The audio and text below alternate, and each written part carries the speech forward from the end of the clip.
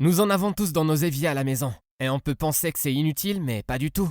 Ça ne sert pas à un seul but seulement, mais plutôt deux, pour être précis.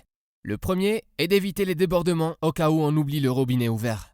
L'eau débordante va passer directement dans le trou pour que ça soit évacué directement dans les égouts. Et le second est d'aider l'air à s'échapper pour augmenter le débit de l'évacuation de l'eau dans l'égout principal.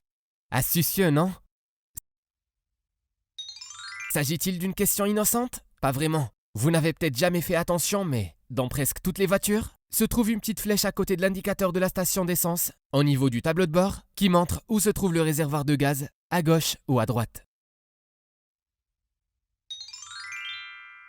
Les portes des toilettes publiques ne descendent pas jusqu'au sol, donc vous pouvez facilement voir que c'est occupé, mais ce n'est pas la seule et la principale raison.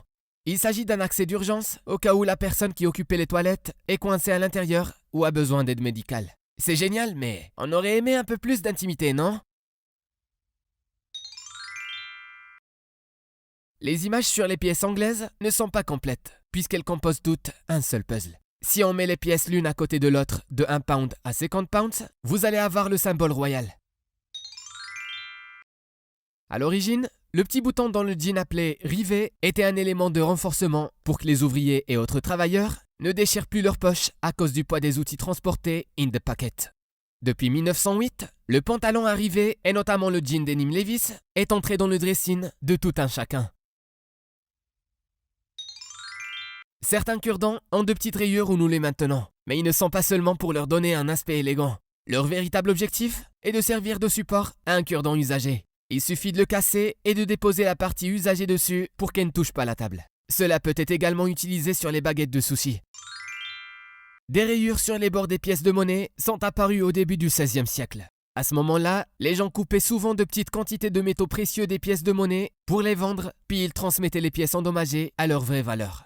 Pour éviter cette pratique, un processus spécial connu sous le nom de reed-in a été introduit. Il consistait à sculpter une série de rayures sur les bords des pièces de monnaie afin qu'il soit facile si une pièce avait été falsifiée. Presque personne ne coupe des pièces de monnaie de nos jours, mais le reed-in reste une tradition de longue date. Si votre beurre est trop dur, mettez un verre d'eau dans le micro-ondes. Il faut que le verre ne soit pas trop chaud. Déposez le verre sur la boîte de beurre, attendez un peu et coupez facilement votre beurre.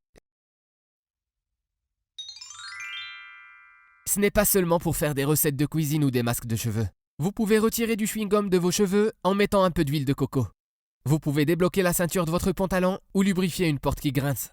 Vous pouvez également nettoyer les couverts et le cuir avec l'huile de coco.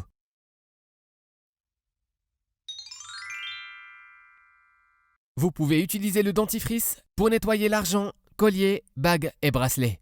Utilisez une petite quantité de dentifrice sur les bijoux et frottez avec une brosse à dents que vous n'utilisez plus. Une fois terminé, vos bijoux vont briller comme si vous venez de les acheter.